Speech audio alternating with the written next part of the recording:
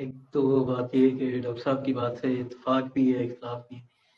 اتفاق یہ ہے کہ شہداء جتنے بھی ہیں وہ ہمیں جان سے زیادہ پیارے ہیں۔ میرے والد فوجی تھے، میرا بھائی ایک decorated S S G officer ہے، ویٹرن ہے، اس نے بڑے ہائی پروفائل آپریشن لیڈ کیے ہوئے ہیں۔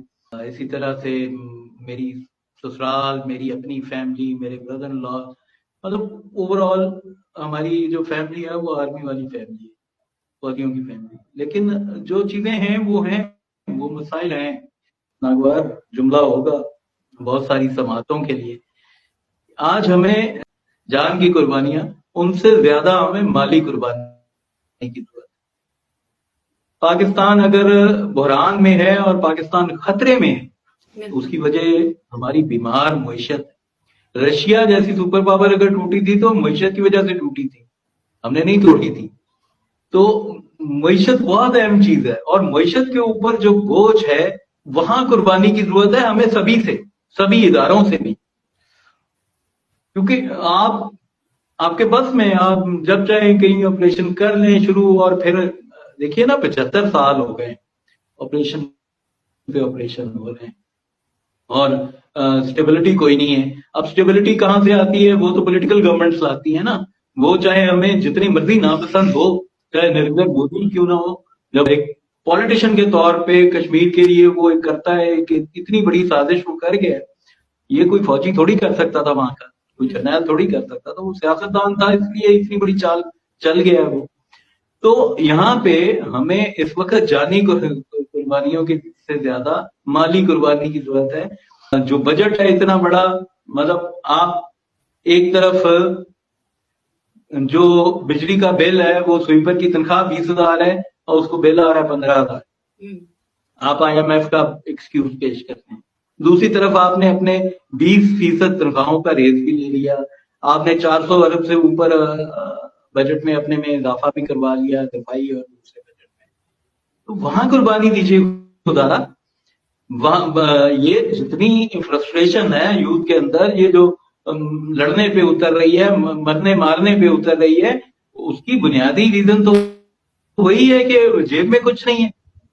لیکن امار بھائی ایک تھوڑی سی بات معذرت چاہتی ہوں کہ یہ جو ہمارے پولیٹیشینز ہیں یا جو ہمارے پارلیمنٹیرینز ہیں، یہ جب کہیں بھی جاتے ہیں تو اتنا پروٹوکول ہوتا ہے، 10 گاڑیاں آگے 10 پیچھے، اور پھر پارلیمنٹ میں بھی وہ اس انداز سے جاتے ہیں، اور پھر ان کی سیلریز بھی شاید آپ بہتر جانتے ہوں گے۔ میں ان کو نہیں کر رہا، لیکن وہ تیسرے نمبر پر آتے ہیں۔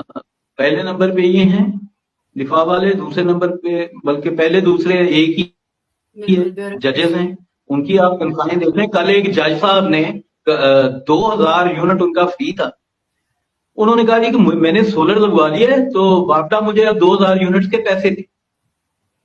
تو آپ مینٹالٹی کے سپریم کورٹ کا جج ہے، وہ کسی علاقے کا کونسلر ایم پی اے نہیں ہے جس کو جو بدنام ہے پیسے کھانے میں۔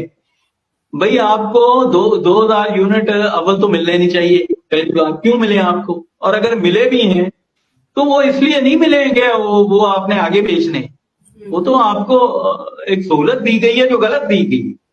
کیوں؟ جس ملک کے اندر غریب جمع دار کا، سویپر کا، کاکروب کا بل جو ہے اس کی تنخواہ کے برابر آ رہا ہے، وہاں کیوں آپ 2,000 یونٹ ایسے بندے کو دے رہے ہیں جس کی 10 لاکھ روپے ماہوار تنخواہ ہے، اور جس کو سینکڑوں لیٹر، ہزاروں لیٹر پیٹرول بھی مفت کا ملتا ہے، اور بنگلہ بھی اس کو وہ ملتا ہے جو کیا بات ہے، کیا کہنے ہیں اس کے شاندار، اور ریٹائرمنٹ کے بعد تک وہ چیزیں جاری رہتی ہیں اس کے پرکس جو ہیں۔ تو یہ ناانصافی کے اوپر بھی تو غور کیا جائے نا۔ آپ زمینیں خرید لیتے ہیں جا کے آسٹریلیا میں، نیوزی لینڈ میں، اور پھر اعتراض کرتے ہیں۔ یہ تو سافٹ ٹارگٹ ہے پولیٹیشین، اور میں تو کہوں گا، ببانگے دور کہوں گا کہ ان کا اپنا کردار نہیں ہے، کریکٹر نہیں ہے، ورنہ یہ ان چیزوں کے اوپر یہ فلور آف دا ہاؤس بات کرتے۔ ابھی یہ جو آئی پی پیز کے معاہدے ہیں، آپ نے گزشتہ جو ٹائم تھا پی ٹی آئی کا، اس وقت کے جو D G S P R تھے، وہ اکثر معیشت کے اوپر بھی پریس کانفرنس کر دیا کرتے، باجوہ صاحب ان کو کہتے تھے، معیشت پہ بھی کرتے تھے۔ اب آپ مجھے بتائیے کہ جو معیشت میں پریس کانفرنس کرنے والے ہیں، وہ آئی پی پیز کے جو غیر فطری معاہدے اور ظلم اور بربریت کے اوپر مبنی معاہدے تھے، جو ہوئے ہیں.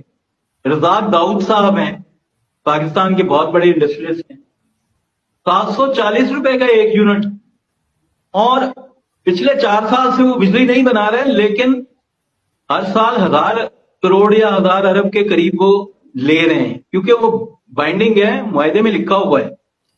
رضا جزا کا تصور نہیں ہوتا معاشرے میں, تو معاشرے کی اصلاح نہیں ہوتی ہے.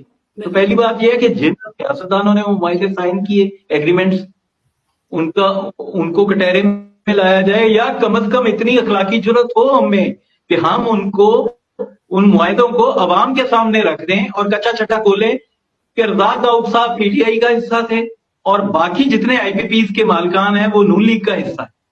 بجا فرمایا آپ نے بالکل. میاں منشا صاحب, اب یہ وہ لوگ ہیں جن کو ہمارے ہاں کہتے ہیں کہ جی یہ 22 خاندان, جی بڑا ایک وہ جو پنجابی میں کہتے ہیں نا بھورا بچھا کے بیٹھنا, وہ جو فوتگی کے اوپر بچھایا جاتا ہے زمین, وہ بھورا بچھا کے بیٹھ جاتے ہیں ہمارے لوگ کہ جی بھٹو صاحب نے نیشنلائز کر کے 40 برلا ٹاٹا بننے سے روک دی ہے. یہ رزاق داؤد انہی 22 خاندانوں کا چشمے چراغ ہے, اور میاں منشا بھی انہی 22 خاندانوں میں سے.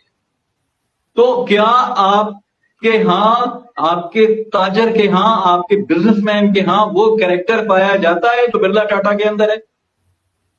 سوری, نہیں ہے.